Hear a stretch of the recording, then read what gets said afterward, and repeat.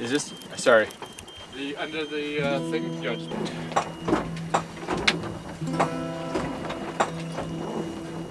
So, lo acercamos a Cartagena.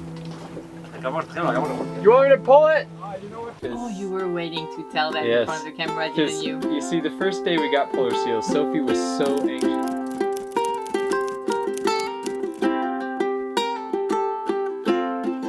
Hi guys! In our last episode, we ended up a beautiful day at sea being towed.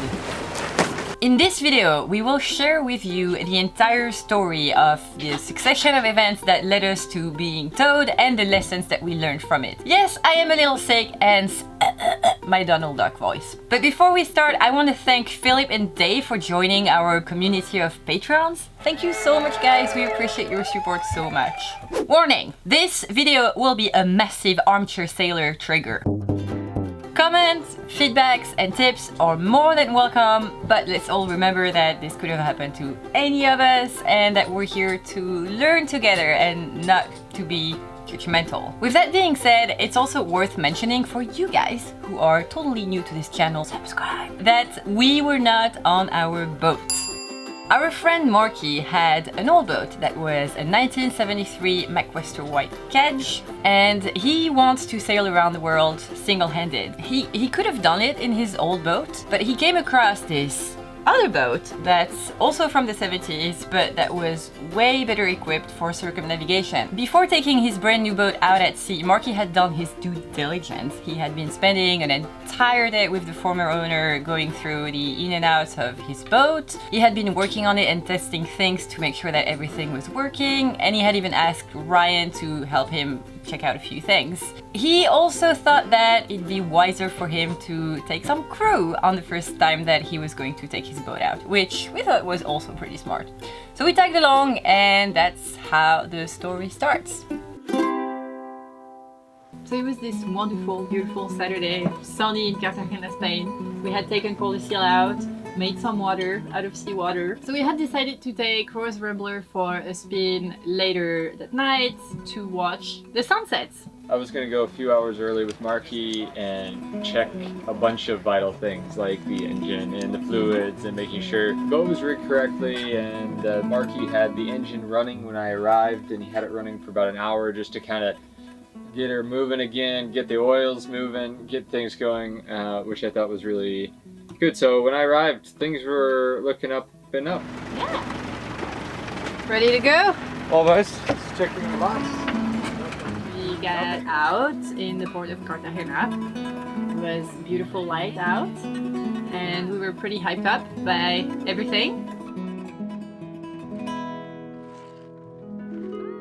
And then we went to lift the mainsail, and that's when the first set of small problems happened, because we went to lift the mainsail, and I think we all realized quickly that we didn't know exactly which lines were which. Yes. Yeah. So we lifted the sail, and the first reefing line was stuck, so the sail couldn't go up all the way.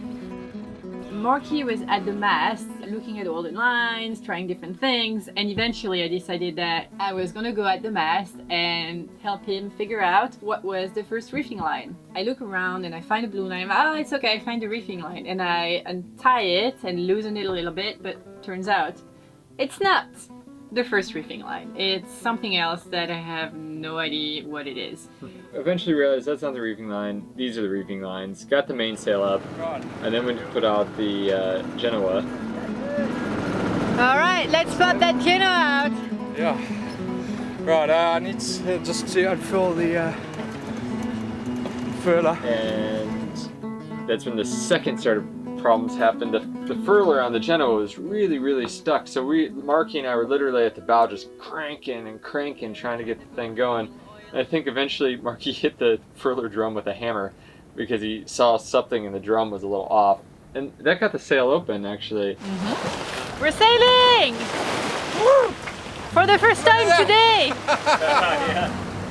Oh, it's my baby! I tell you. So sails out and shut the motor off, and we're sailing a nice night as the sun is setting over the cliffs in Cartagena. That's brand new, huh?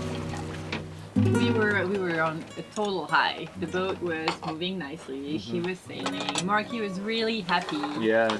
We had this wonderful dinner that I had made. I am having such an amazing day. I'm having sport every day. So the sun was just setting, just gone behind the cliffs, and the wind dies, just completely dies all of a sudden. So we decided it's time to turn the engine back on and head back into port. Marky turns the engine over, and it's just feels like not enough power to turn it over. Yeah, do you want to just pop it in neutral there? Is this neutral? No, the underneath that little... Is this? Sorry. Under the thing, yeah, just pull that out. Okay.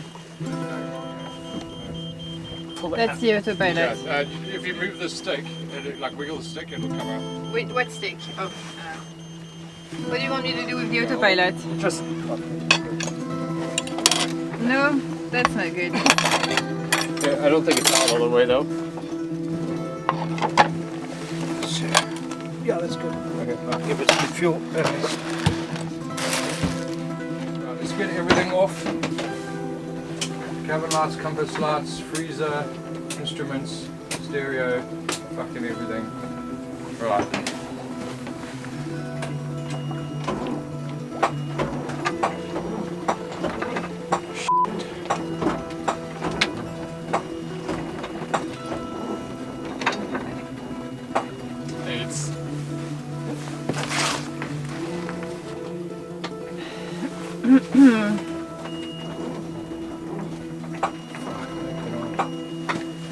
As soon as I heard the click, I kind of knew that we didn't have any power, and since we had no wind, we were just going to be bobbing out there. No, it's sounding worse and Not worse. good. Right, so I think, you see, this is your battery voltage. yeah, It's super, super low. yeah. But that's the house battery. Okay. Yeah? Is the starter battery shot? Yeah, we got 12. Oh, it's Fuck. super low. Well, we can try to sail all the way back to port and maybe ask the guys from There's the just marina. not enough wind, honey. Okay. So we tried a few things, but there was just no love. And all the batteries were tied together. There was a switch that allows you to connect the house and the battery bank, and that had been engaged, and we didn't know it. All the batteries were dead. We couldn't just swap out batteries. Yeah, I mean, having the engine on should have charged. Yeah, it everything. should have. Yeah. That's what I was thinking too. Because it cranked up at the dock, yeah? Yeah. But that maybe was because the shore power was on. At this point, You know? we realized that the engine is not going to start again. We don't have a generator, we don't have a source of power that is big enough that we can start the engine. I think that you guys tried to see if we could crank it. That didn't lead you anywhere, did it? No. It was sunset.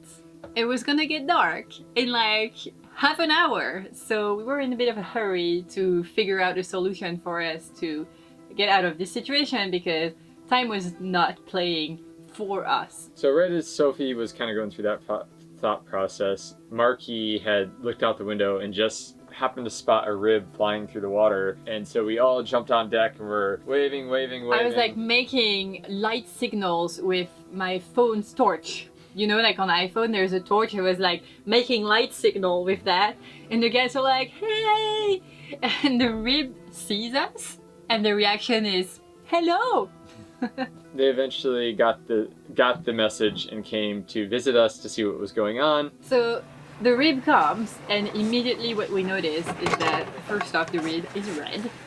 The people in the rib are wearing wetsuits and helmets, and for the exception of two people who were wearing those thick, bright orange life jackets. And we're Hiking like, clothes. and hiking clothes, and we're like, oh my god, we're hijacking someone else's rescue. A rescue boat just came to our boat. Yeah. Like, that's crazy. So they asked a few questions and we told them the problem. Yeah. Yeah. Battery Battery. Engine. No. Engine. Battery to start this. Yeah. Ya vamos al móvil. No. Bueno, ok. Pregúntale. Entonces tenemos que primero vaya. No. Sí, espérate, ¿qué quieres que le pregunte? Lo acercamos a Cartagena. It was just kind of like, we didn't know if they were going to tow us or not. They just like quiet while there's some radio talk, and then all of a sudden they're like, well, throw us a dock line. And so we threw up a dock line, and then the tow began. The one thing that they did ask us before they started the tow was that we should get the Genoa in. And that's problem part 2. Well, we couldn't get the thing furled in. Well, you guys tried to furl it in. And it was like furling on top of the furler. The furler would be like under the Genoa. You want me to pull it? You know what the problem is? What? What's up? Reducing the line to Oh, the Genoa halyard.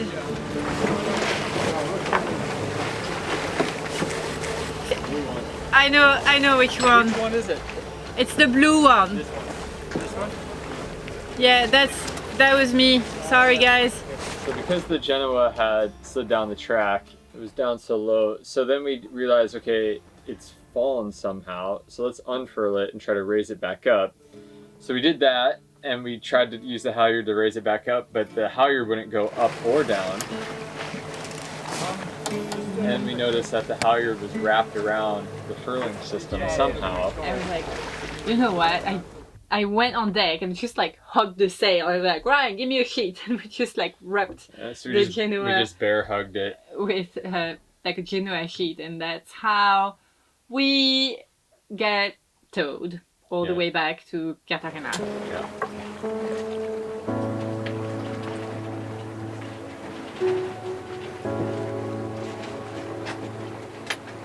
So in the meantime, Marky is like, shit, those guys are going to charge me for the tow, because Coast Guards or Sea Rescue won't charge you for a tow in every country, but in Spain they do. So Marky was quite stressed about The cost, about how much this operation was going to cost him. The spirits were still high on the boat. Oh, that is sad. But it could have turned out so much worse. Oh, hold on, wait. It could have been so much worse. No. We were on such a high today. I know. And this is like, I mean, Well, put it this way, it's an experience. You know what I mean? getting towed. back home. We got towed. Oh, that is... You know, that's exactly what happened to us when we bought Poor Lucille. Like, we bought her, and the first thing that we did was to repair everything that was broken. And first find out what was broken. But we had the same thing, like, everything was calcified, the toilets, we had to change the batteries. What else, Ryan? Alright, we are arriving back in Cartagena. What you could do, Marky, is bring over like a battery charger. So I was at the helm. I think I had been at the helm, like I was like helming the boat as we were towed. And I was like, oh my god, how is this going to go? It went really well, I thought. They were really professional and got the boat right in the spot. So what they did is that they turned in a way that their rib would get between the dock and our boat, and then they could control our boat, get their boat out, and just like have our boat like really smoothly docked. It was super pro. When we arrived, we had like two feelings. The first thing that I was feeling was I felt so bad for the people who had been rescued in the first place and how we hijacked their rescue. They didn't look too bad. They didn't seem to be injured, but we don't know. We don't know what had happened to them. We will never know. The second thing is, well, now we have to deal with the Genoa because the Genoa is still Flying around. Yeah.